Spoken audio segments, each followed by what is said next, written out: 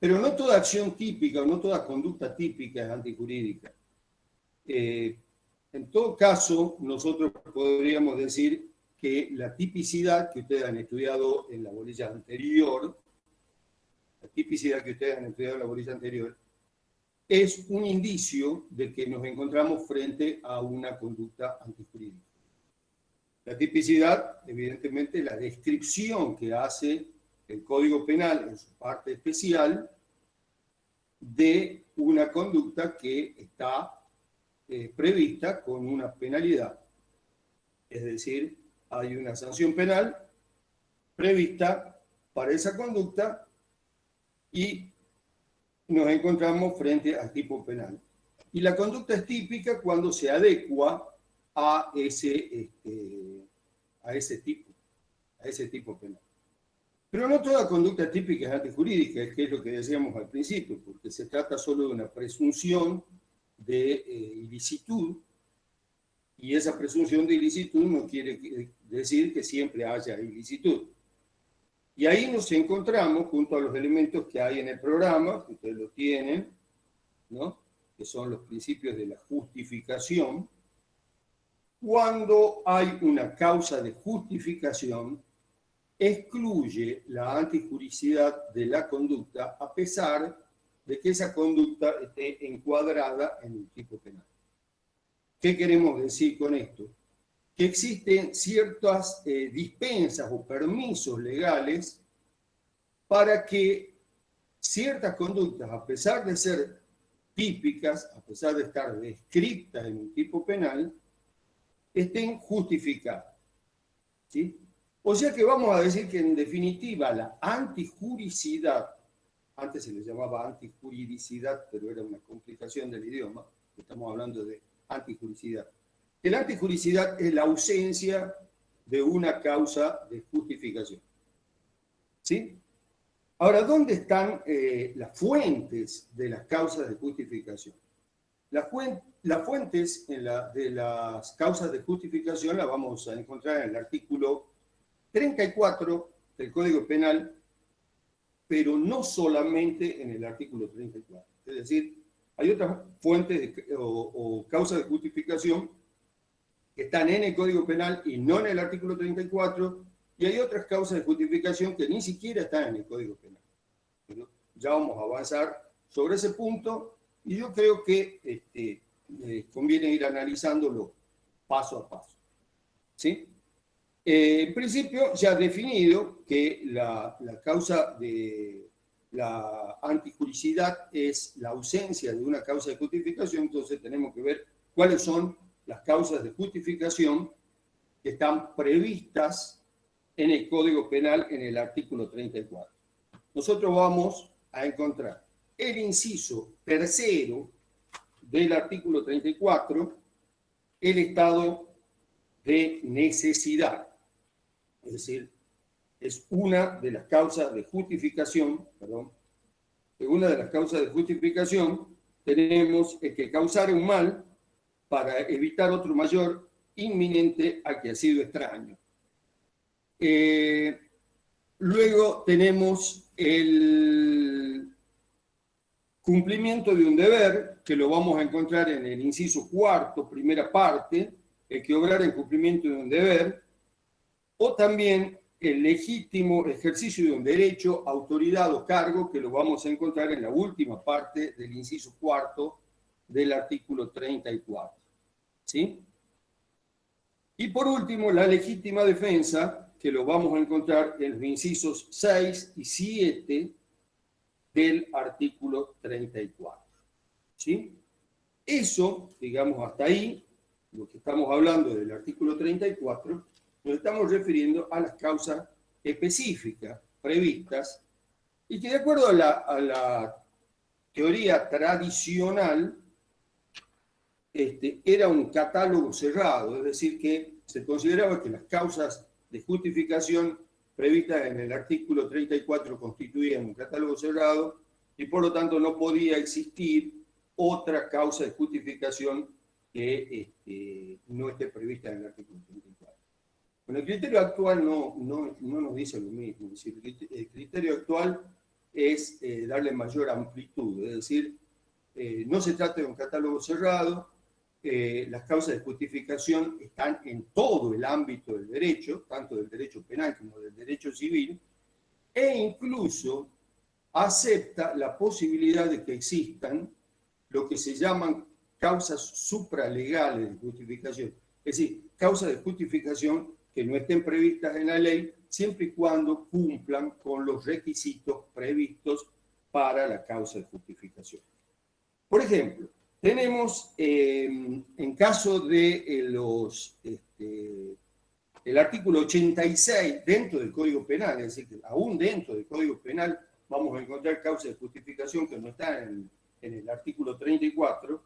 El artículo 86, en la última parte, el inciso del 1 y 2 de la última parte, cuando habla del aborto no punible, dice: si se ha hecho con el fin de evitar un peligro para la vida o la salud de la madre y ese peligro no puede ser evitado por otros medios, o si el inciso segundo dice: si el embarazo proviene de una violación o de un atentado al pudor cometido sobre una mujer idiota o demente. En este caso, el consentimiento de su representante legal será requerido por el aborto. O sea, el aborto practicado por ese médico diplomado en esos casos no es punible. O sea, la interrupción legal del embarazo. Así que lo tenemos definido como interrupción legal del embarazo. Está previsto en el Código Penal, no está previsto en el artículo 34 y sin embargo constituye una causa de justificación. ¿Sí? Hay otras causas de justificación que no están previstas en el Código Penal, que incluso pueden estar previstas en el Código Civil. Por ejemplo, el derecho de retención. El derecho de retención que tiene un propietario de un bien que entrega a un profesional para que realice una reparación, y resulta que al momento de ir a retirar el bien reparado, el taller mecánico, el automóvil, algún objeto, al momento de retirarlo, no le quiere pagar, es decir, no le paga el precio acordado. En esos casos, el que realizó la reparación puede retener el bien hasta tanto se cumple con el compromiso del pago de la suma acordada. Es decir, estaríamos fuera del derecho penal y no habría una retención indebida, sino habría una causa de justificación que haría que esa conducta típica resulte ser una conducta típica justificada. En este caso, una conducta típica justificada. Ahora bien, en la causa de justificación tienen algunos elementos comunes que tenemos que tener en cuenta y que se verifican para todas, porque si bien cuando leemos el artículo 34 o cuando leemos los distintos incisos del artículo 34, nos vamos a encontrar con que cada causa de justificación está descrita de una manera diferente, nosotros vamos a ver que hay algunas condiciones comunes.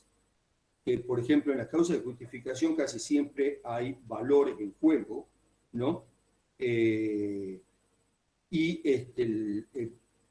que esos valores en juego, por lo general, hacen que uno de esos valores predomine sobre el otro, y eso termina justificando una conducta por más que se encuentre descrita en el Código Penal, ¿no? Por ejemplo, la doctrina clásica que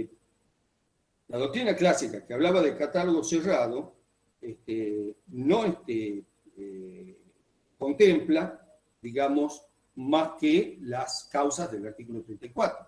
Sin embargo, hoy en día tenemos causas de teorías monistas y tenemos teorías dualistas que se refieren a las causas de justificación y que están ahí en el programa cuando hablan de justamente que nosotros nos atenemos a lo que establece el programa de la materia,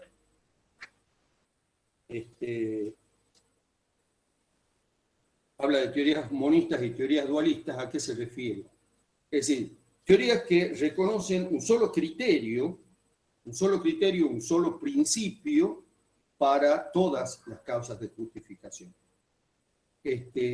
Esas teorías que reconocen un solo principio para todas las causas de justificación se basan en el hecho de que las acciones justificadas causan más utilidad que perjuicio. Hay más utilidad que perjuicio. Es decir, que son más útiles que perjudiciales. Pero el criterio ese de determinar cuándo una causa es más útil, cuándo hay una acción que puede resultar socialmente útil y cuándo puede ser socialmente perjudicial, es bastante subjetivo. Es decir, que algo que puede ser muy útil para mí puede no ser tan útil para otra persona y se basa en un criterio subjetivo. Si me permiten un segundo.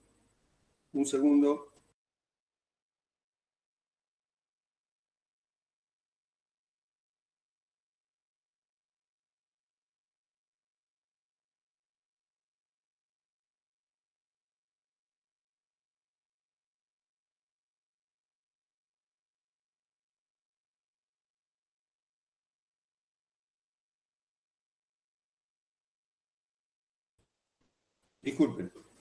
Es decir, que las teorías monistas, digamos, ya han quedado retrasadas, es decir, no son aceptadas las teorías monistas, en el sentido de que no abarcan toda la posibilidad y les falta precisión. En cambio, las teorías dualistas reconocen la posibilidad de que existan varios principios y que esos principios sean simultáneos. Por ejemplo, el principio, a ver, veamos algunos de los principios que se pueden reconocer en las teorías dualistas. El principio de ausencia de interés, es decir, cuando en realidad el derecho en general no tiene interés en penalizar determinada conducta, por más que esa conducta esté encuadrada en un tipo penal. Por más que esté encuadrada en un tipo penal, no le interesa penalizarlo. Por ejemplo, el consentimiento de la presunta víctima. En realidad no es víctima porque lo consiente.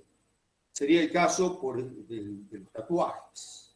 A ver, si usted tiene un tatuaje, si quieren tatuar, se van a un tatuador y, por supuesto, el tatuador, al hacerle el tatuaje, está realizando una conducta prevista en un tipo penal, que es la lesión. O cuando van a realizarse una operación, o cuando van a realizarse una cirugía estética, ¿sí? O cualquier cirugía, de alguna manera están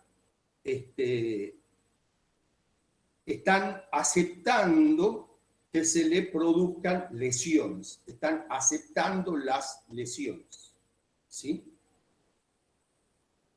Ahora, ¿se puede consentir en todos los casos la realización de conductas típicas? La respuesta es no. Solamente cuando se trata de bienes jurídicos disponibles.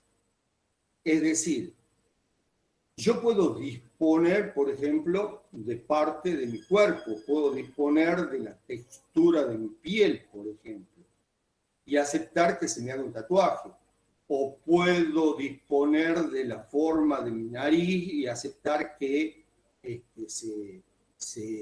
me haga una cirugía estética. Pero no puedo disponer de mi vida y aceptar que me mate, pedirle a alguien que me mate. No sé si me entienden. O pedirle a alguien que me corte un brazo o que me corte una mano. Salvo que sea absolutamente necesario y que esté dentro de un problema, un tema quirúrgico y nos encontraríamos encuadrados dentro del estado de necesidad. ¿Sí? Que hay bienes jurídicos que son disponibles y bienes jurídicos que no son disponibles. ¿Ya? Ahora bien, esa sería uno. El otro es el principio del interés preponderante, es decir, donde hay bienes jurídicos en juego. Por ejemplo, el bien jurídico vida frente al bien jurídico propiedad. Es decir, el bien jurídico vida prevalece sobre el bien jurídico propiedad. O el bien jurídico libertad frente al bien jurídico propiedad.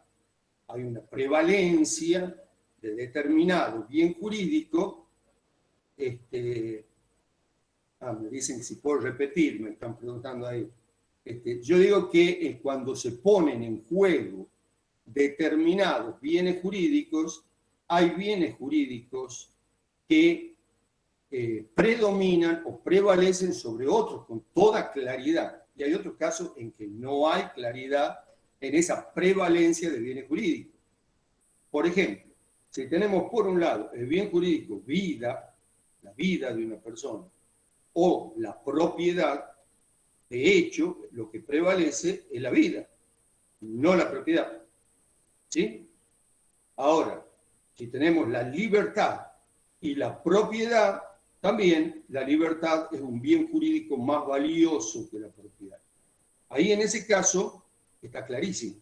Aunque hay otros casos en donde entra a jugar un elemento subjetivo, por ejemplo, en la legítima defensa. En la legítima defensa hay veces en que los bienes jurídicos son del mismo valor. Por ejemplo, si yo tengo alguien me ataca con un arma y yo me defiendo para que no me quite la vida, estoy protegiendo mi vida frente a ese ataque, está jugando mi vida contra la de la persona que me está atacando.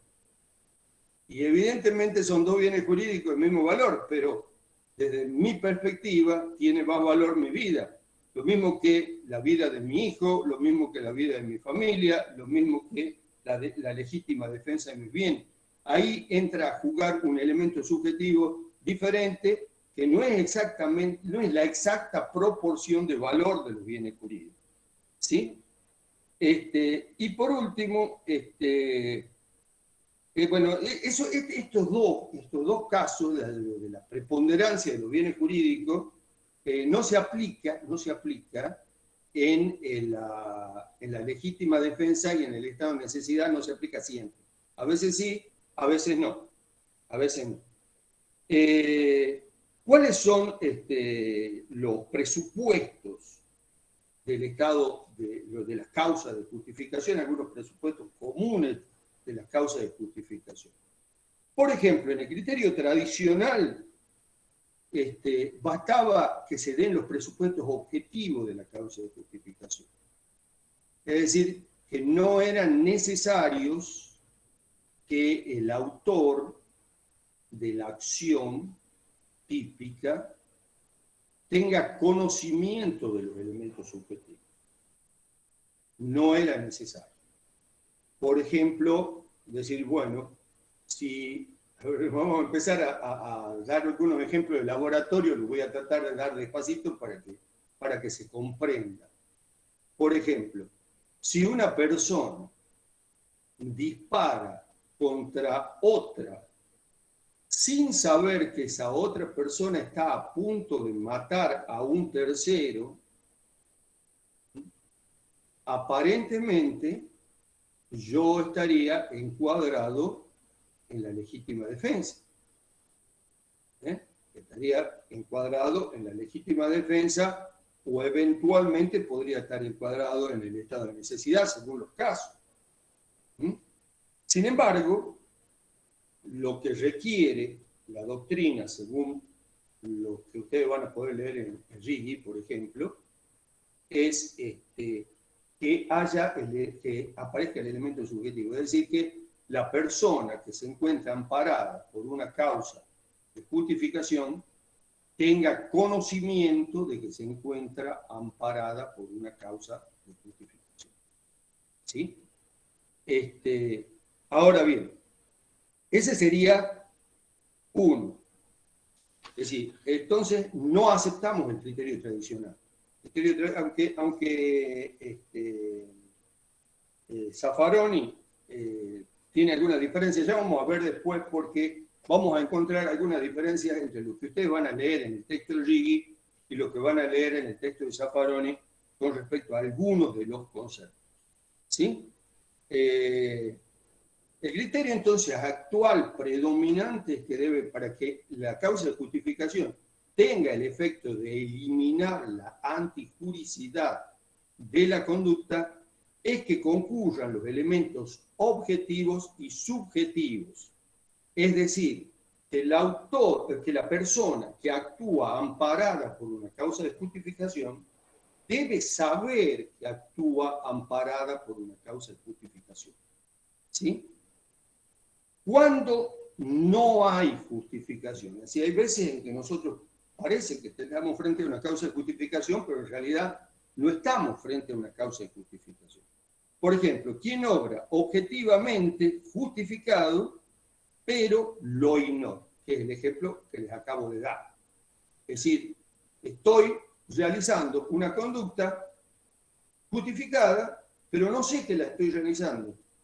No sé que está justificada. En realidad yo creo íntimamente que estoy cometiendo un delito. Pero no sé que no me enteré de que mi conducta estaba justificada. Y lo otro, cree obrar al amparo de una causa de justificación, pero no lo está. Esa sería la justificación putativa, lo que se llama la justificación putativa. Yo creo que tengo una causa de justificación. Creo que estoy amparado por una causa de justificación, pero no estoy amparado por una causa de justificación.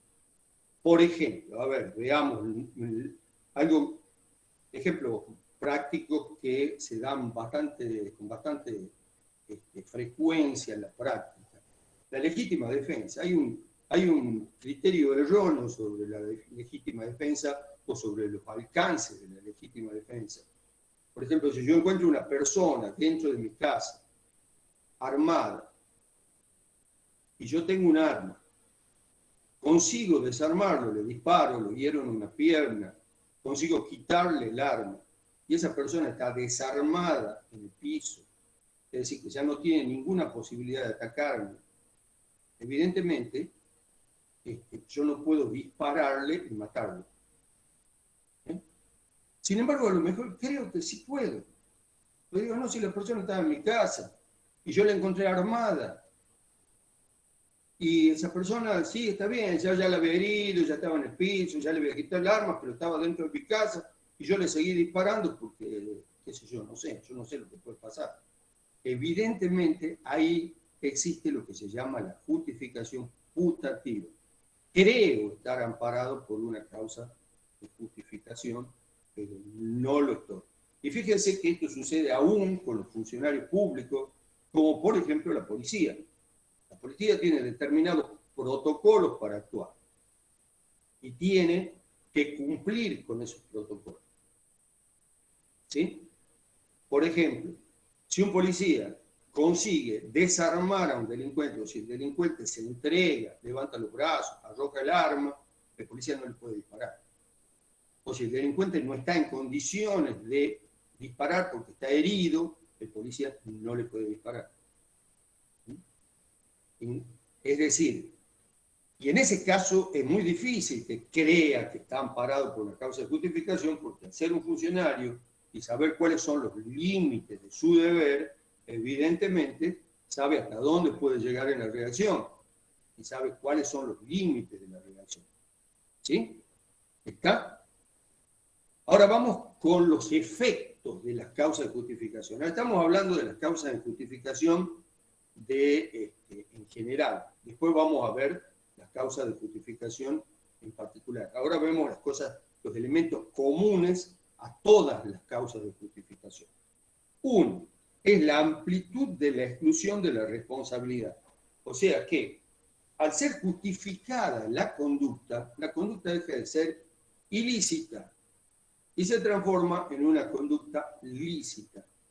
Si la conducta deja de ser ilícita, no puede tener efecto, no solamente en el ámbito penal, sino tampoco en el ámbito civil, porque yo no puedo responder por las consecuencias civiles de una acción justificada, es decir, de una acción lícita. ¿Está? Con algunas excepciones. Ahí la marca las excepciones Ricky, también la marca las excepciones Zaffaroni. ¿Cuáles son las excepciones? Cuando yo para poder ejercer la acción justificada, daño bienes que pertenecen a terceras personas. ¿Sí? Por ejemplo, yo necesito ir a salvar a mi hijo que está encerrado en una casa en medio de un incendio, que me llama por el celular, no tengo un automóvil a mano, justo está el auto del vecino y está con las llaves puestas el auto del vecino, entonces me subo al auto del vecino y salgo sin pedirle permiso, es decir, estoy apurado, salgo y resulta que lo choco al auto del vecino en el camino, lo abollo entero para poder salvar a mi hijo. Bueno, lo salvo, está justificada mi conducta, hay un estado de necesidad, estoy produciendo un mal, dice ahí, en realidad que estoy realizando una conducta típica, que es el hurto del vehículo, pero para salvar otro bien mayor, que sería la vida de mi hijo. Pero en medio de esa acción, yo he producido daños materiales en el vehículo del vecino. ¿Sí? ¿El vecino tiene derecho a reclamar que le repare los daños? Entonces sí, ahí sí, digamos, sería una excepción. Por ahí daba, no me acuerdo si o otro autor, ya no me acuerdo, los autores se me mezclan por ahí los ejemplos, ¿no? Donde decía, bueno, si alguien para defenderse de una persona que lo está atacando toma el bastón de un anciano que está sentado en un banco y lo golpea al atacante y le rompe el bastón del anciano, pues le tendrá que devolver un bastón nuevo.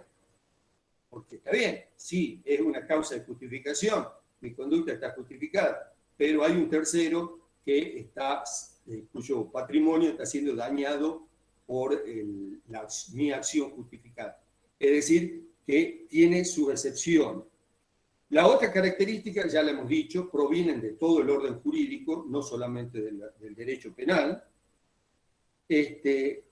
La tercera es que requiere que el sujeto actúe en situación objetiva de justificación y la conozca, también lo hemos dicho, es decir, yo estoy objetivamente justificado, mi conducta está justificada objetivamente y debo saber que está justificada la conducta.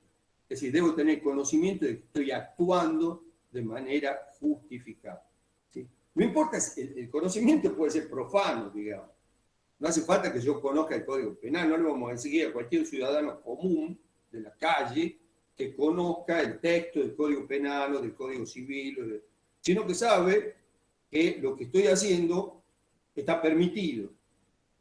Tiene que saberlo. ¿Sí? ¿Está?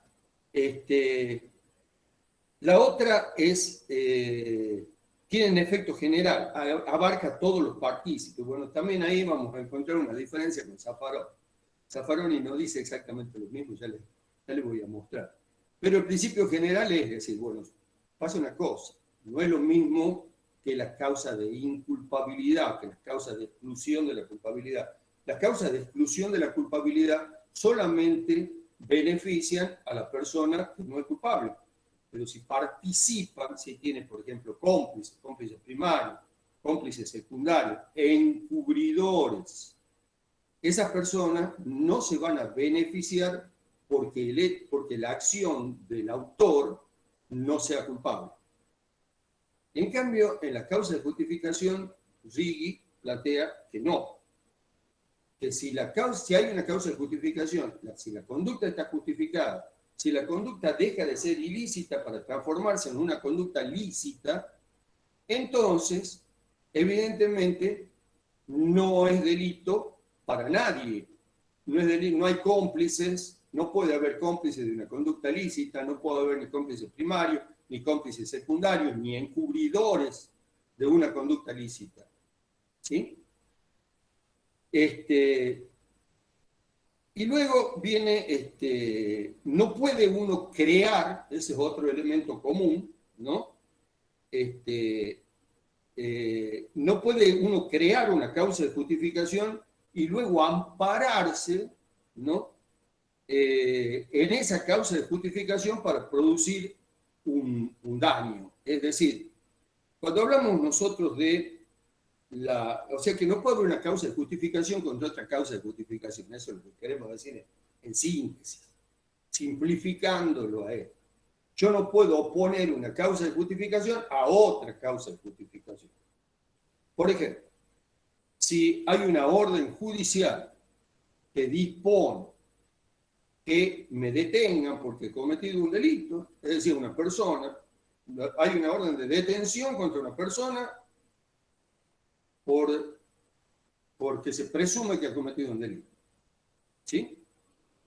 Esa persona no puede defenderse del policía que lo va a detener diciendo de que se trata de un caso de legítima defensa. Es decir, que no puede haber una causa de justificación para enfrentar a otra causa de justificación. Y tampoco puedo yo crear una situación para luego provocar una acción que aparentemente va a estar justificada. Ahí creo que hay un ejemplo, no sé si lo da Zaffaroni en el libro de Zaffaroni, donde dice, bueno, si se trata de una banda de muchachos que se dedican a entrar en un boliche o entrar en un bar o entrar en cualquier lugar, en una fiesta, hacen desmanes, rompen cosas, etcétera, etcétera. Y evidentemente, si alguien se resiste a esos desmanes que están causando, ellos lo matan. Ellos disparan con un arma o lo golpean con un objeto contundente o le clavan un cuchillo, ¿sí? Le clavan un puñal. Evidentemente ellos estarían provocando la acción defensiva. Y si están provocando la acción defensiva, no pueden ampararse en la legítima defensa. Porque en realidad, es decir, no nos están defendiendo, en realidad los agresores son ellos. Por eso, cuando se habla de legítima defensa, tiene que ser una agresión ilegítima y una falta de provocación por parte de la víctima. Falta de provocación suficiente por parte de la víctima. Yo no puedo generar el hecho y luego ampararme en una causa de justificación para repelerlo. ¿Sí? Y luego, otro elemento es que exige que la acción del sujeto haya sido la estrictamente necesaria para salvaguardar al bien jurídico. ¿A qué se refiere con que la acción del sujeto haya sido la estrictamente necesaria para salvaguardar el bien jurídico? Es decir, que yo no puedo ir más allá de lo que necesito. Fíjense que en la legítima defensa, ustedes lo van a leer cuando lean bien el artículo 34, lo tienen que leer entero, en la legítima defensa habla de necesidad racional del medio empleado por el que se defiende. ¿A qué se refiere con la necesidad racional del medio empleado por el que se defiende? Casi siempre cuando yo les pregunto a mis alumnos los exámenes, bueno, lamentablemente estamos con la virtualidad, no tenemos exámenes presenciales, que es lo que a mí me hubiera gustado realmente, porque esto no es lo mío, digamos, estar dictando clases en manera virtual. Pero generalmente cuando los exámenes preguntamos eso, ¿qué significa la necesidad racional del medio empleado por el que se defiende? Casi siempre dice, bueno, los medios tienen que ser proporcionales. El medio que utiliza el que se defiende frente al agresor tiene que ser proporcional al medio que utiliza el agresor contra el que se defiende. Bueno, no, esto no es verdad. Esa respuesta es incorrecta. Eso es para que la tengan en cuenta. Esa respuesta es incorrecta. ¿Por qué? Porque en realidad la racionalidad quiere decir que el medio tiene que ser suficiente para repeler la agresión. Tiene que ser racional, no tiene que ser irracional. Por ejemplo, está bien, puede llegar a suceder, bueno, puede incluso ser de que se defiende, puede utilizar un medio que sea desproporcionadamente mayor al que lo agrede, pero puede justificarse eso. Por ejemplo, si una anciana es agredida en su casa por una persona armada que la va a robar, por una persona armada con un cuchillo que la va a robar, y la anciana tiene un revólver, y lo único que tiene a mano es un revólver, pues es lógico que se va a defender con un revólver. Porque el medio ese, en ese momento y en esas circunstancias, resulta ser un medio racional para repeler la agresión. Ahora, ¿cuándo sería irracional? Cuando es manifiestamente desproporcional. Por ejemplo, si un anciano agrede a trompada a un joven, el joven no le puede pegar una puñalada al anciano diciendo que se está defendiendo, porque obviamente le hubiera bastado con sujetarle la muñeca o con sus manos o con sus brazos para repeler la agresión. ¿Sí? Lo mismo ahí da un ejemplo un poco gracioso, Zaffaroni, ¿no? Cuando dice, bueno, si yo estoy en mi casa y resulta que hay una fiesta y están haciendo ruido en el piso de abajo, en el patio de abajo, yo le puedo tirar un baldazo con agua como una forma de defenderme o como un medio de legítima defensa frente al daño que me está causando porque no me dejan dormir. ¿Sí? A eso sería racional. No sería racional empezar a disparar con un revólver a lo que están haciendo los fieles. Es decir, habría una notable desproporción entre una cosa y la otra. ¿Sí? La otra. Bueno, eso en cuanto a las cosas comunes. Ahora estamos hablando de las cosas comunes. Vamos a las causas de justificación en particular, Gigi. ¿Cuáles son las causas de justificación? El cumplimiento de un deber, que ya lo hemos mencionado, que está en el inciso cuarto, parte primera del artículo 34, que se refiere a la persona o el funcionario que simplemente está cumpliendo con algo que es inherente a sus funciones. Por ejemplo, si un guardia cárcel impide que un interno de un establecimiento carcelario salga, no puede el interno decir que hay una privación ilegítima de la libertad. No puede decir que hay una privación ilegítima de la libertad porque evidentemente el guardia cárcel está cumpliendo con su deber. Y el cumplimiento del deber del guardia cárcel es evitar que los internos se fuguen. ¿Sí? Hay un cumplimiento del deber. Causa de justificación, evidentemente, no hay ilicitud, no hay privación de libertad, se trata de una conducta lícita, a pesar de que aparezca como una privación de libertad. No es ilegítimo. ¿Sí? Ese sería el ejemplo del cumplimiento del deber. El legítimo ejercicio de un derecho, autoridad o cargo, evidentemente, también está muy relacionado con lo anterior. El legítimo ejercicio de un derecho lo dábamos como el derecho de retención que tienen los, por ejemplo, una persona que ha hecho un service a una computadora y luego la persona que viene a retirar la computadora no me quiere pagar y yo le digo, bueno, no le voy a entregar la computadora hasta tanto no me pague. Ese derecho de retención evidentemente justifica mi conducta. No hay una retención indebida. ¿Está? Lo mismo sucede en los casos de autoridades, la policía, los bomberos que tienen que, se está produciendo un incendio, tienen que romper la pared o tienen que romper algo para poder apagarlo, o tienen que con el chorro de agua destruyen objetos, evidentemente están cumpliendo con una función, están ejerciendo algo inherente a su función, ¿sí? Y luego tenemos la legítima defensa. Bueno, la legítima defensa es quizás la que más, es el de las causas de justificación, es quizás la que más conflictos trae. Porque los requisitos para la legítima defensa están dados, y eso lo dice el mismo artículo 34, nos podemos referir al artículo 34, ¿no? Que ya lo hemos leído recién. Fíjense que el artículo 34 tiene un problema. El artículo 34 tiene el problema de que mezcla las causas de inimputabilidad, porque todas las causas que excluyen la pena están en el artículo 34.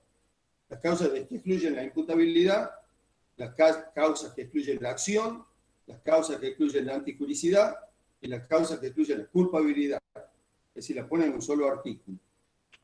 Pero, cuando se refiere a la legítima defensa, dice el que obrara en defensa propia o de sus derechos, es el artículo 34. Ahí ya tenemos una distinción. No solamente actúa defendiendo su persona, porque la legítima, ahí cuando hablamos de defensa propia, porque a veces se utiliza la expresión defensa propia, es la defensa de la persona. Defiendo mi persona, defiendo mi integridad física. No, acá no solamente se trata de la defensa de la persona, sino también de la defensa de los derechos de la persona e incluso de los derechos de terceras personas. ¿Sí? Por eso yo puedo defender mi propiedad, puedo defender mi integridad física, puedo defender mi libertad cuando alguien está tratando de privarme de la libertad, y todo quedaría encuadrado en que obrare en defensa propia o de sus derechos, siempre que concurriera a las siguientes circunstancias. Y ahí sí tenemos que prestar mucha atención, porque probablemente a eso apunten las preguntas del examen. En primer lugar, la agresión ilegítima. ¿Cuándo hay agresión ilegítima? Lo que dice Zaffaroni, dice, bueno, siempre la agresión va a ser ilegítima mientras no esté amparada por una causa de justificación. Es decir, agresión siempre implica un acometimiento. Cuando hay agresión siempre hay un acometimiento de una persona hacia otra o hacia otras. Por ejemplo, podría ser hacia mi persona, podría ser hacia mi familia, podría ser hacia mi propiedad. ¿Sí? Pero va a ser ilegítima en la medida en que esa acción de tercero no esté amparada por una causa de justificación. Ese sería el primer requisito, el de agresión ilegítima. Segundo requisito, que lo vamos a encontrar en el B, en el sexto B, agresión ilegítima, sexto A. Sexto B, necesidad racional del medio empleado para impedirla o repelerla. Es decir, lo que hablábamos recién, si el medio que se utiliza para repeler la agresión o para impedir la agresión debe ser racional, no proporcional, sino racional, necesario, el mínimo necesario. El mínimo necesario, es decir, acudir al elemento menos dañino que yo tenga a mano que sea útil para repeler la agresión, no al más dañino. Por eso, en cada caso concreto se evalúan la magnitud de la agresión y la magnitud de la defensa, la magnitud del elemento utilizado para agredir y la magnitud del elemento utilizado para defenderse. ¿Sí? ¿Está? Y luego tenemos falta de provocación suficiente por parte del que se defiende. Falta de provocación suficiente por parte del que se defiende, el ejemplo que le acabo de dar. Es decir, el que se defiende no tiene que haber generado una situación tal que provoque la defensa del otro. Por ejemplo, el caso de la patota, el caso del ataque en banda o la provocación de una banda a un grupo de personas que se encuentra en una instalación, y luego cuando alguien de esa instalación reacciona, lo matan, o lo hieren, o lo golpean. Eso no es legítima defensa, porque ha habido provocación, se ha generado de alguna manera la defensa. Y luego dice que, fíjense, acá viene la legítima defensa privilegiada en el párrafo siguiente, cuando dice, se entenderá que concurre en estas circunstancias respecto de aquel que durante la noche rechazar el escalamiento o fractura de los cercados, paredes o entrada de la casa, del departamento habitado o de sus dependencias, cualquiera sea el daño ocasionado al agresor. Ahí hablan de legítima defensa privilegiada. ¿Por qué? Porque no se requiere que el agresor esté armado. No se requiere que el agresor esté con un revólver o no se requiere que el agresor tenga un cuchillo. Si alguien durante la noche está escalando la pared del fondo de mi casa y yo no me voy a poner a averiguar o a preguntar en medio de la oscuridad y disparo y le produzco una herida, evidentemente se va a entender como un caso de legítima defensa. Pero ojo, también tenemos que observar cada caso particular, porque si yo tengo un fondo de la casa bien iluminado y veo que asalta a una persona y esa persona no está armada y yo le doy una voz de alto y la persona se detiene, no puedo dispararle porque en ese caso sí sería ilegítima mi reacción. ¿Está? Lo mismo sucede con los que se llaman las ofendículas. Las ofendículas son las cosas que se instalan, los objetos que se instalan sobre las paredes o los cercados, como los alambres de púa, como las botellas rotas,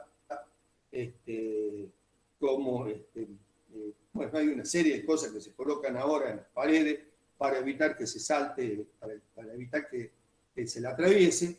Evidentemente, también constituirían un medio de defensa legítimo en la medida en que puedan ser observados por la persona, es decir, en la medida que estén a la vista.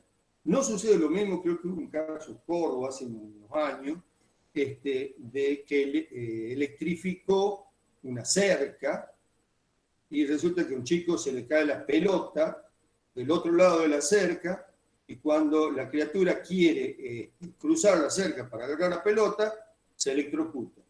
Evidentemente eso no entraría dentro de la legítima defensa.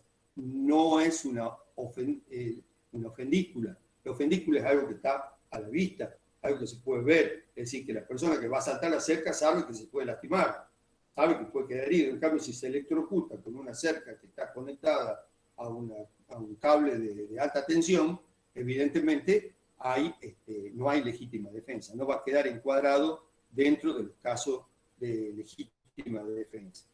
Y luego tenemos bueno, el estado de necesidad. Cuando habla del estado de necesidad, en el estado de necesidad nos vamos a encontrar con dos situaciones. Una situación, dice, causar un mal para evitar otro mayor. Cuando se refiere a mal, en el estado de necesidad, en realidad se está refiriendo a un daño que puede constituir una conducta típica.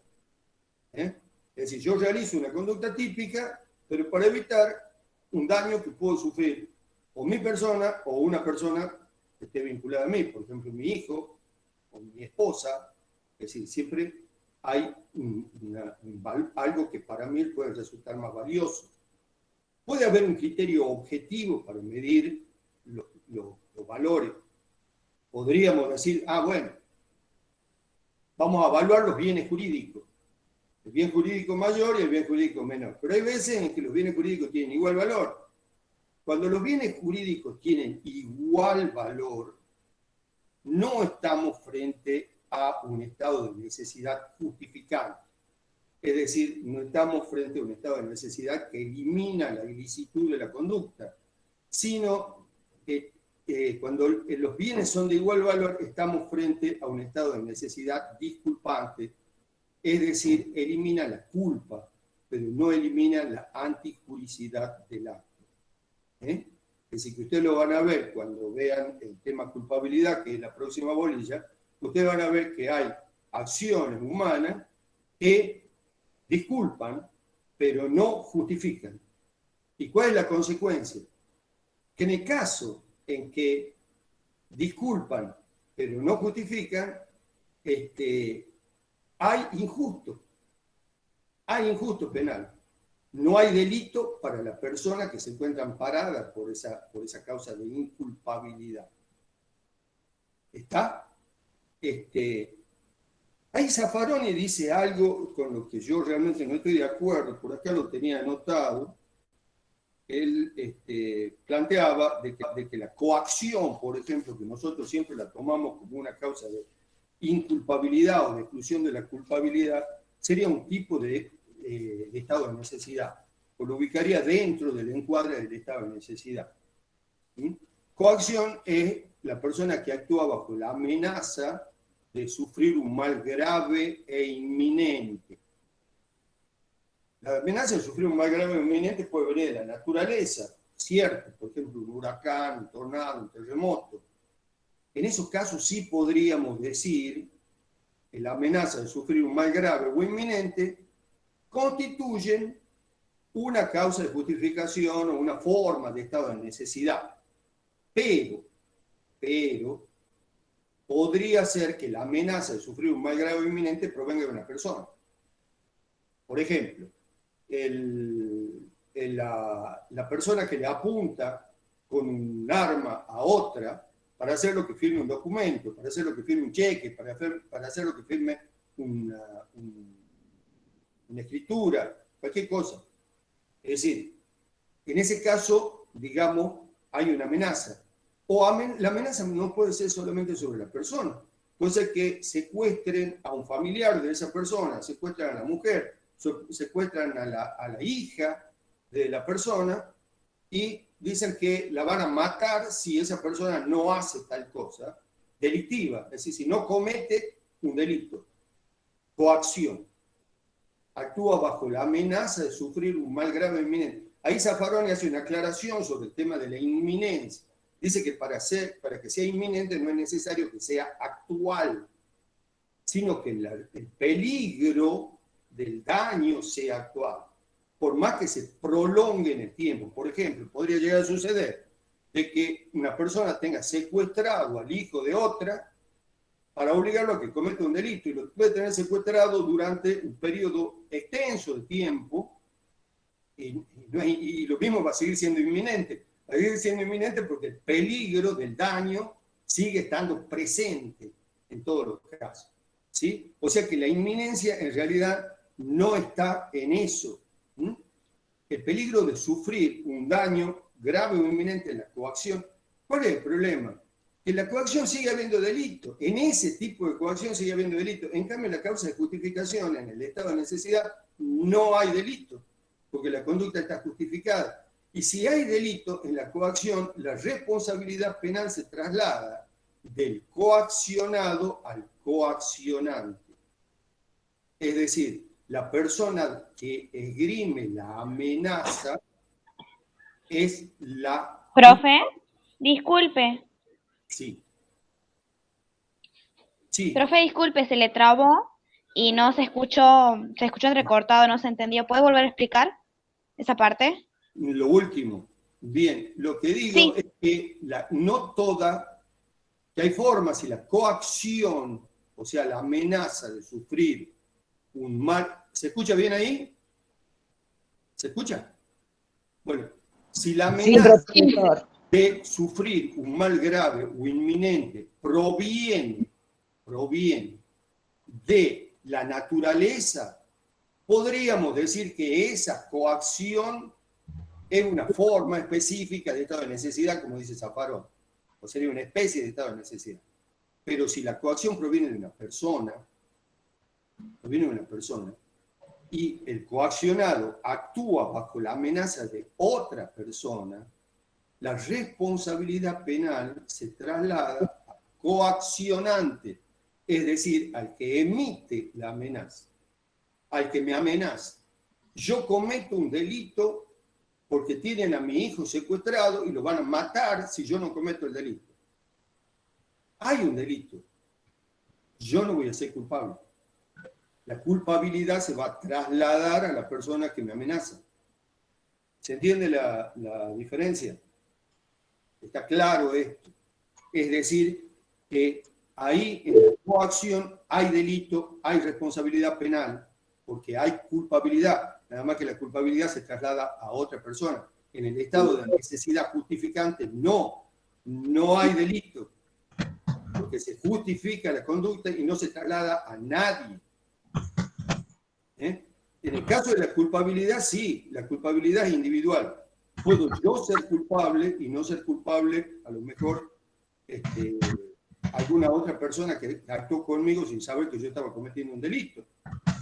Que tiene que haber, el dolo es algo individual, un elemento subjetivo del tipo. ustedes ya lo han estudiado, es decir, dolo de las personas que actúan, o podría suceder que yo esté amparado por una causa de inculpabilidad, alguna culpa, por ejemplo, soy inimputable, o soy menor de edad, o una persona menor de edad que comete un delito, pero que los cómplices son mayores de edad. En ese caso, el menor de edad no va a ser imputable, o sea, no va a ser responsable, pero sí van a ser responsables los cómplices.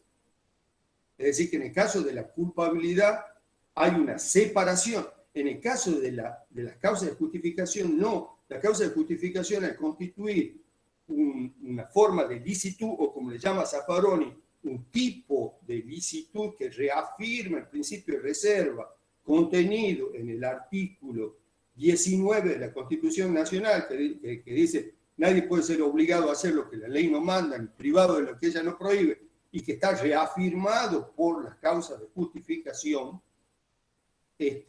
Bueno, esas causas de justificación hacen que la conducta sea lícita, y sea lícita para todo el mundo. Para todo el mundo me refiero a todos los que puedan haber intervenido de alguna manera en el hecho. No sucede con las causas de inculpabilidad. Ya lo van a ver ustedes en la próxima bolilla, porque las causas de inculpabilidad son personales. Bueno, yo no sé si hay alguna otra... Acá hay una diferencia con Zaffaroni, porque Zaffaroni dice que el injusto es personal, que el injusto no se transfiere a los partícipes. Yo no estoy de acuerdo con eso, ¿no? Y después otra cosa que también hay diferencia entre lo que dice Righi y Zaffaroni, si ustedes lo leen a los dos, va a ser que Zaffaroni dice la antijuricidad es objetiva y no depende de lo que el sujeto crea o sienta, no hay elementos subjetivos en la antijuricidad, mientras que Righi dice que no, que sí hay elementos subjetivos y que la persona que se encuentra amparada por una causa de justificación debe saber que se encuentra amparada por una causa de justificación. Y bueno, no, lo otro creo que ya hemos marcado la diferencia entre Zaffaroni, ¿no? Y que en la legítima defensa la agresión debe ser antijurídica, no necesariamente la agresión tiene que ser típica, basta con que sea antijurídica, que las conductas culposas no se pueden considerar, eso es importante, eso está en Zaffaroni, no en Righi, que las conductas culposas no se pueden dar lugar a causas de justificación. Por ejemplo, la conducta culposa sería si alguien para esquivar a un peatón, un vehículo para esquivar a un peatón, tiene que dar un volantazo y se va contra el cordón de la vereda y hiere a una persona. Digamos, en ese caso hay una conducta culposa, ¿sí? Y eso no puede dar lugar a una reacción de legítima defensa, por ejemplo, que sería una causa de justificación, ¿no? Y después, en cuanto al exceso en la legítima defensa, que es cuando yo voy más allá de lo necesario para defenderme. Por ejemplo, Zaffaroni habla de dos formas de exceso. El exceso extensivo, que es cuando yo continúo defendiéndome, continúo con la causa de justificación, cuando ya no es necesario, que es lo más común. Yo lo golpeo al agresor y ya el agresor ya no tiene la posibilidad de atacarme y sigo golpeándolo hasta que lo mato. Evidentemente hay un exceso o hay un homicidio, puede haber dolo de homicidio directamente. Es decir, ya no me estoy defendiendo y sé que no me estoy defendiendo y sé que lo voy a matar y lo estoy matando, digamos. O sea, eso es lo que se llama el exceso extensivo. Y luego habla del exceso intensivo, Zaffaroni, que utiliza un medio que es manifiestamente irracional. Eso sería el exceso intensivo para Zaffaroni. O sea que el medio que utiliza para defenderse la persona es manifiestamente desproporcionado. El ejemplo que yo le daba del joven agredido por un anciano que se defiende con un cuchillo. Es manifiestamente desproporcionado. Por lo tanto, habría un exceso intensivo. ¿Sí? ¿Está? Bueno, ahí más o menos ya les he marcado lo principal que está en Righi y en Zaffaroni con respecto a las causas de justificación. Y ahora me gustaría, no sé si hay algunas preguntas, dudas, algo que me puedan plantear sobre el tema.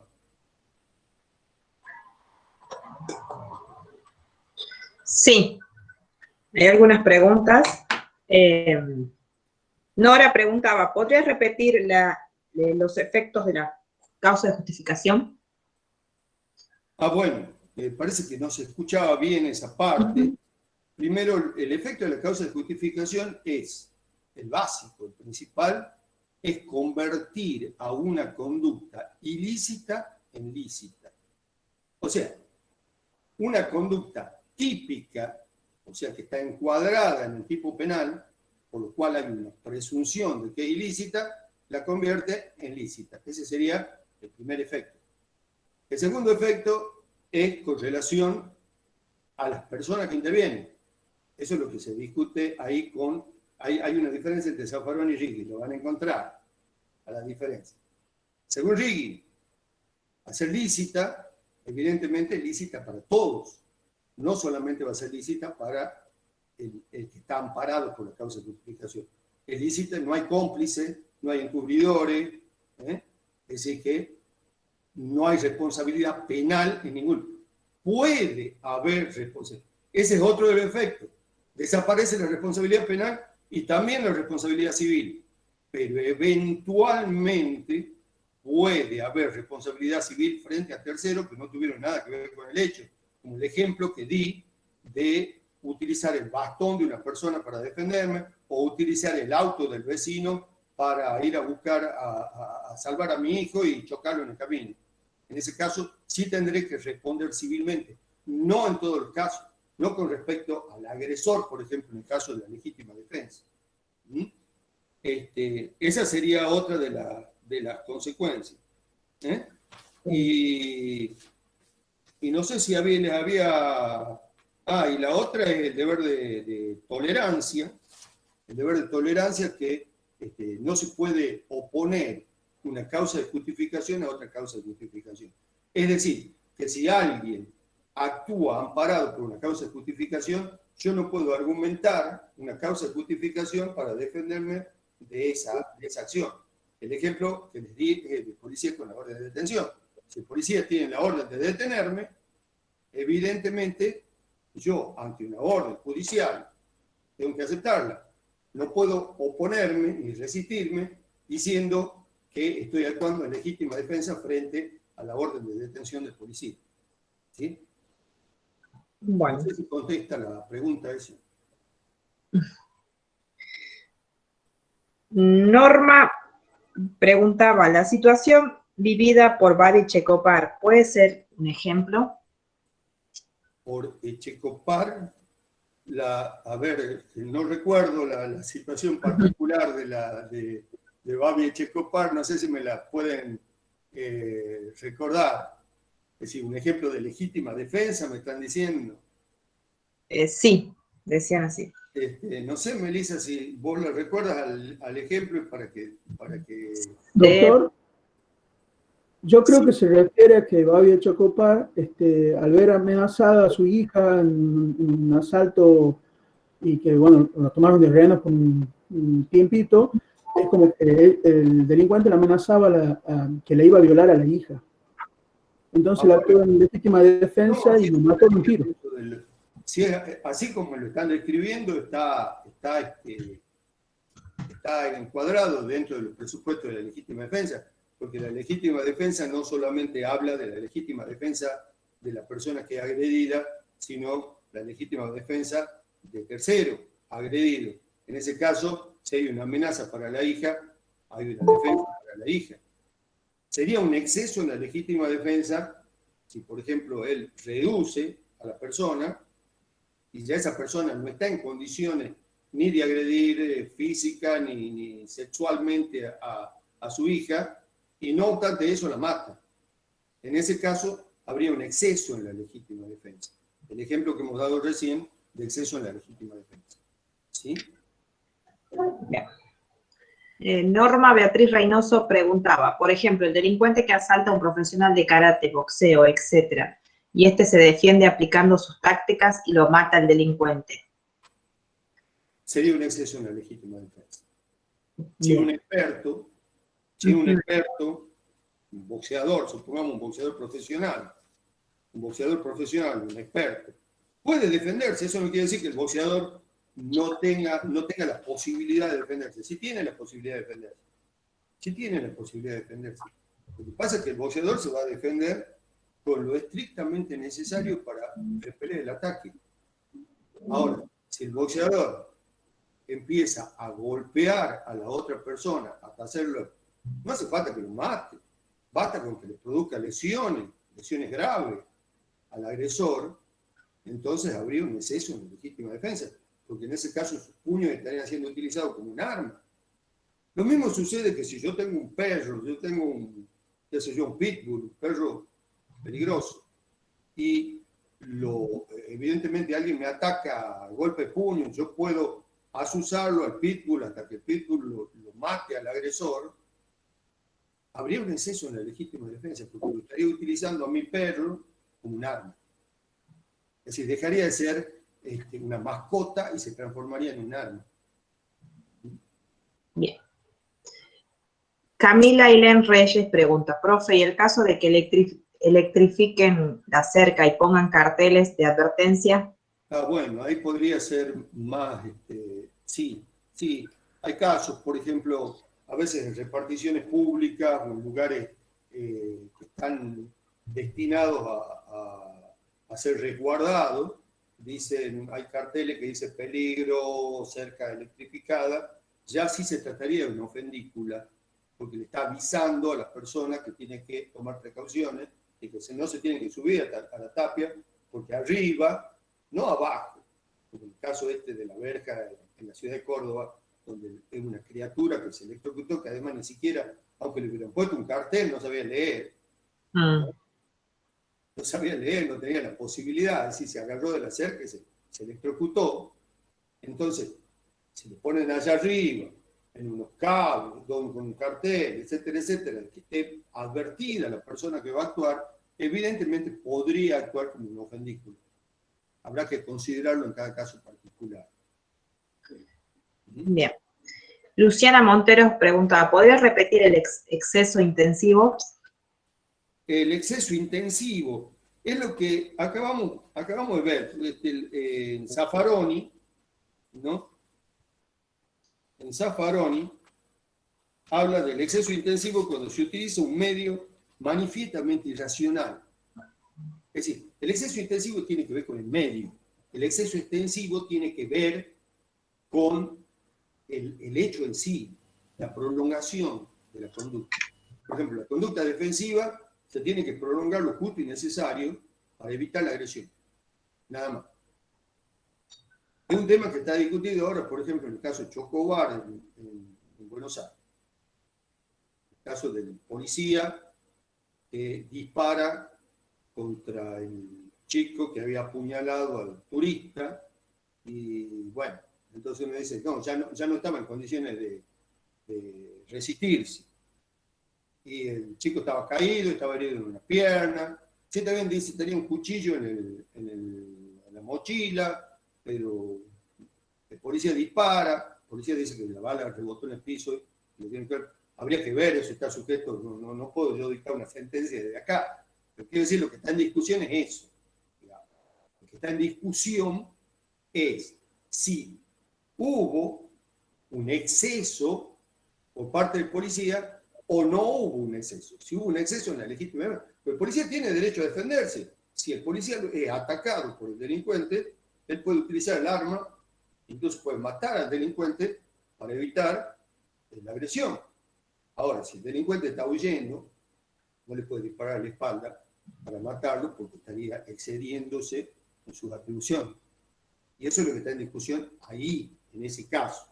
¿Sí? Entonces, ese sería el exceso extensivo.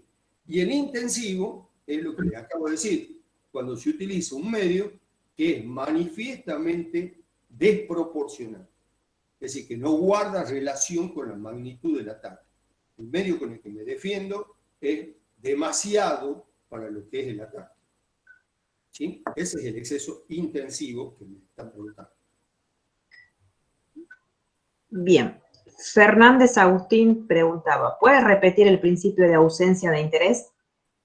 El principio de ausencia de interés, sí, ese sería una causa supralegal, porque no aparece ningún artículo del código que diga, en este caso hay ausencia de interés, y justificado por ausencia de interés.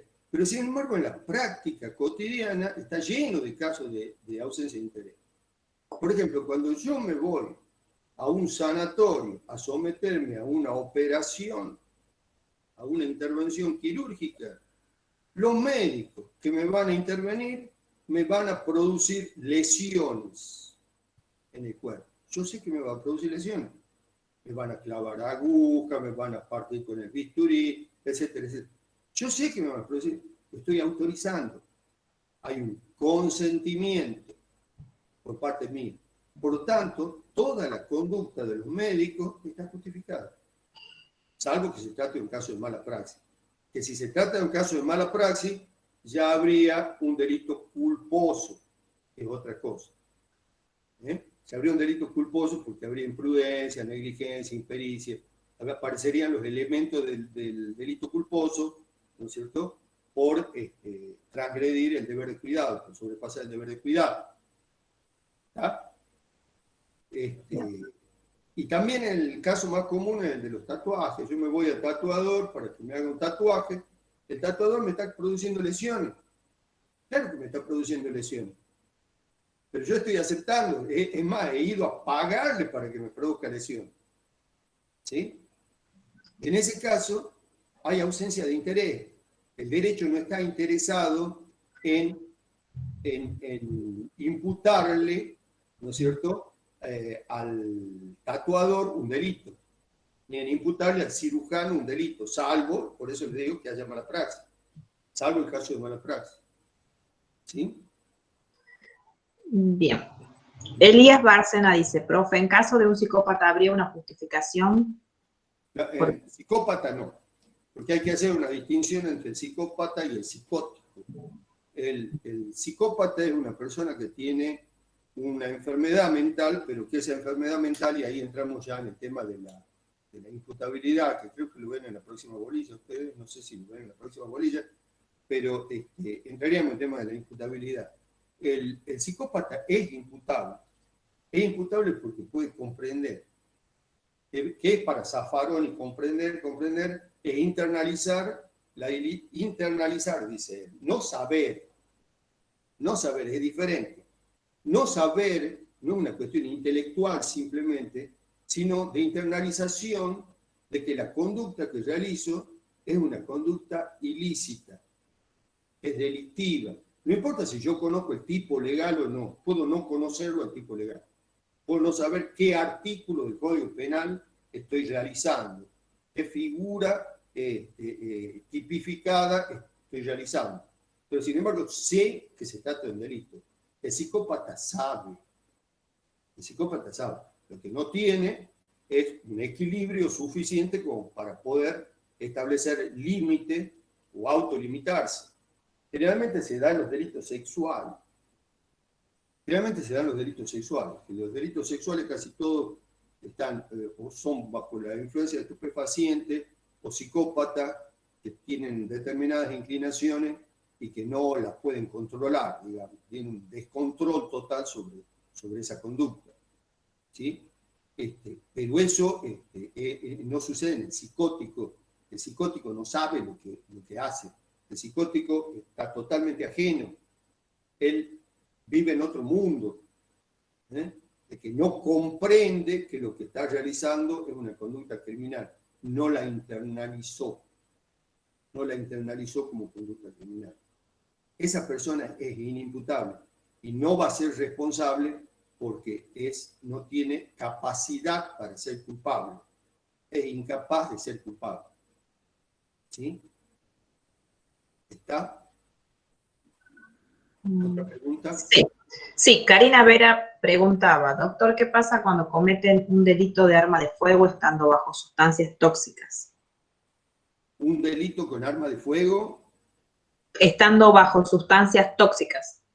Bueno, también se aplica el mismo principio. Ya entramos en el tema de la culpabilidad, le agrego que no es el tema de esta clase, sino de la próxima. Pero de todas maneras, puedo contestar. Es decir, siempre se aplica el mismo principio. El autor tuvo capacidad para internalizar la criminalidad del acto o no. Si el autor, eso es lo que por supuesto va a ser objeto de peritaje, lo van a hacer los peritos, los psicólogos, los psiquiatras, etcétera, etcétera, los que van a determinar si hubo o no hubo esa capacidad. Pero si él tuvo la capacidad de saber, a pesar de estar ebrio, a pesar de estar bajo influencia de estupefacientes, si tuvo la capacidad de internalizar que su conducta es una conducta delictiva, sí hay responsabilidad penal. Si hay imputabilidad o hay capacidad de ser culpable de la imputabilidad. ¿Sí? ¿Está? Bien. Una consulta, dice, ¿cómo se evalúa la mala praxis en un tatuador? Presencié que una jovencita se hizo un pequeño tatuaje, se le bajó la presión y en lugar le daban azúcar, sal, dulce de leche porque no sabían cómo reanimarlo. Bueno, ahí volvemos de nuevo al mismo problema. Estamos en el ámbito de la culpabilidad. Estamos en el ámbito de la culpabilidad. Hay que ver si la persona que realiza el tatuaje tiene conocimiento técnico para responder frente a situaciones de emergencia. Si no tiene conocimiento técnico, lo primero que tiene que hacer es llamar por teléfono a alguien que tenga conocimiento técnico para que auxilie a la persona.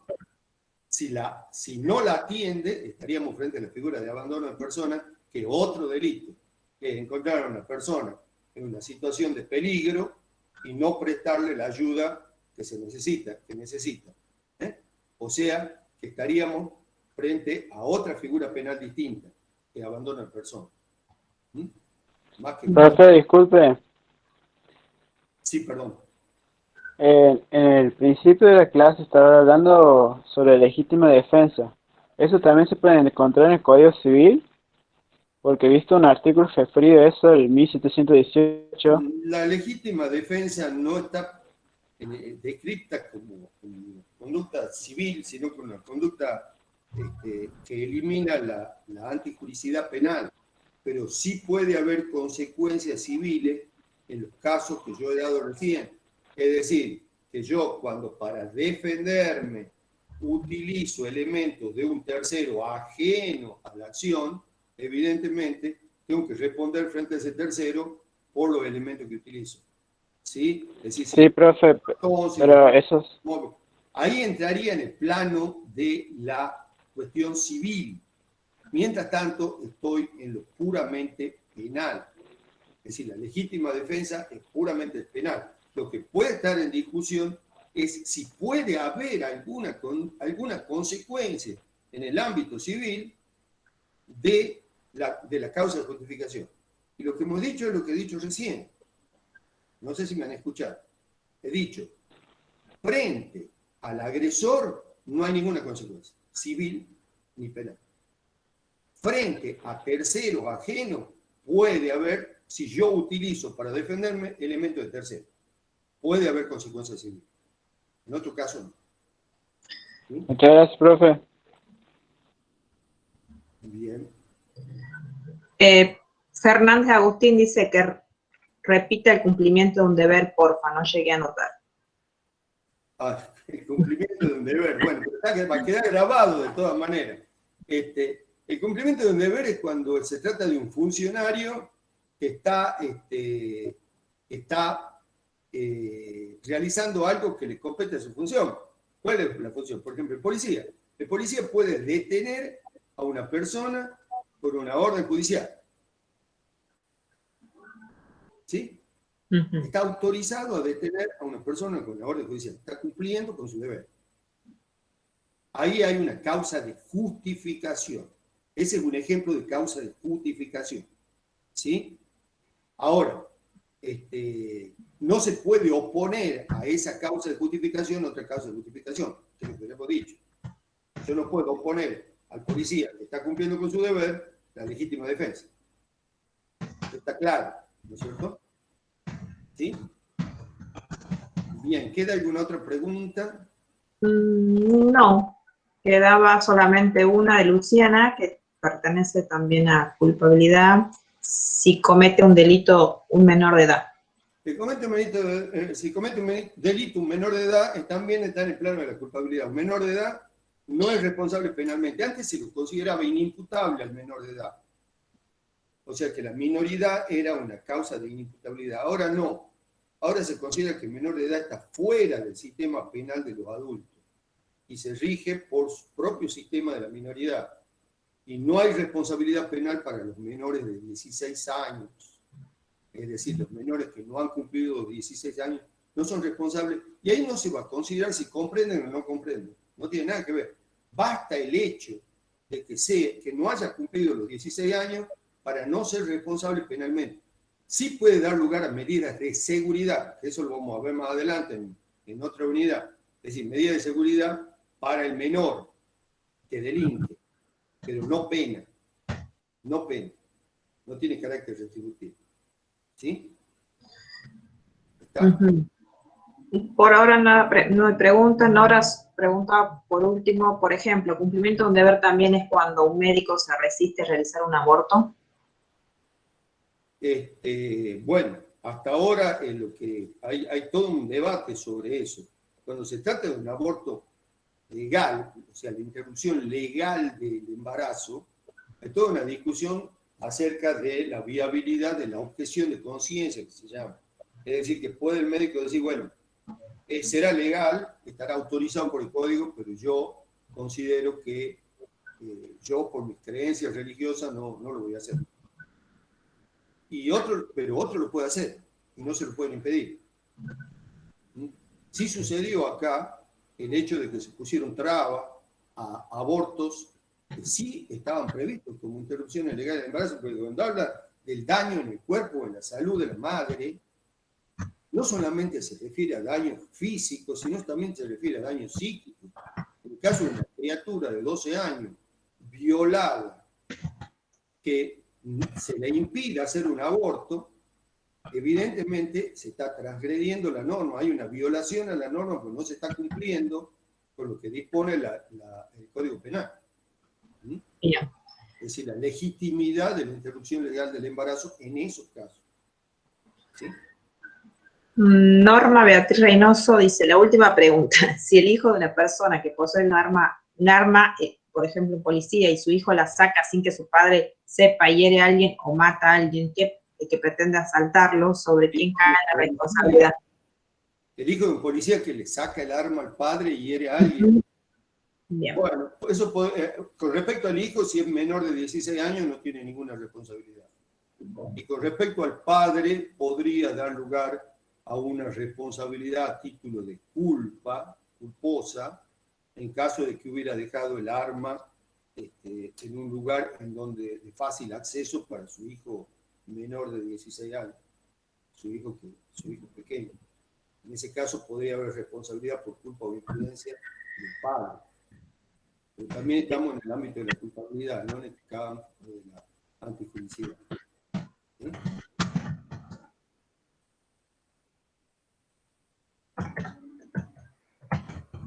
Bueno, muy bien. sigo preguntando sobre responsabilidad entre la edad de 16 y 18 años. ¿Quién no cumplió la mayoría de edad? Pregunta Fabián. Entre 16 y 18 años solamente no son responsables en caso de algunos delitos, por ejemplo, delitos de acción privada, como las injurias, como las calumnias, la concurrencia desleal, delitos de acción privada. Pero sí, el chico que ya ha cumplido los 16 años es responsable. Lo que sí no va a ser sometido al mismo proceso que un adulto.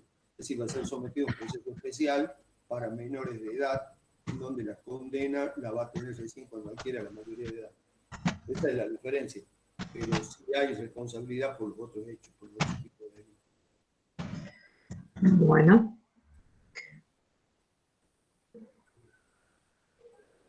Bueno, siguen saliendo más preguntas. Dice Chanela Nieva, del caso de un accidente automovilístico donde van 2 menores de edad y uno muere.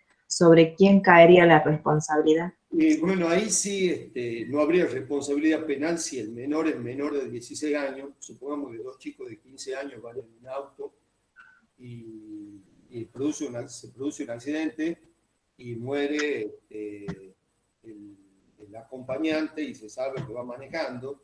El que va manejando no va a ser responsable penalmente, pero sí va a ser responsable civilmente el dueño del auto. Pero la responsabilidad, ahí sí hay una responsabilidad civil, la responsabilidad que tiene el dueño de la cosa. ¿Sí? Es decir, el padre del chico, si es el dueño del auto, va a ser el cuidador, el guardador del auto, va a ser responsable civilmente por los daños que pueda causar el auto, incluso la privación de la vida de una persona. ¿Sí? ¿Está? Bueno.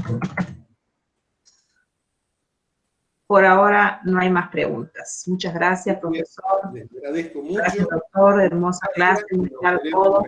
La próxima bolilla que tengo que dictar yo, que es la que se refiere a penas y medidas de seguridad, que por ahí tiene algo de contacto con esto que estamos hablando al último.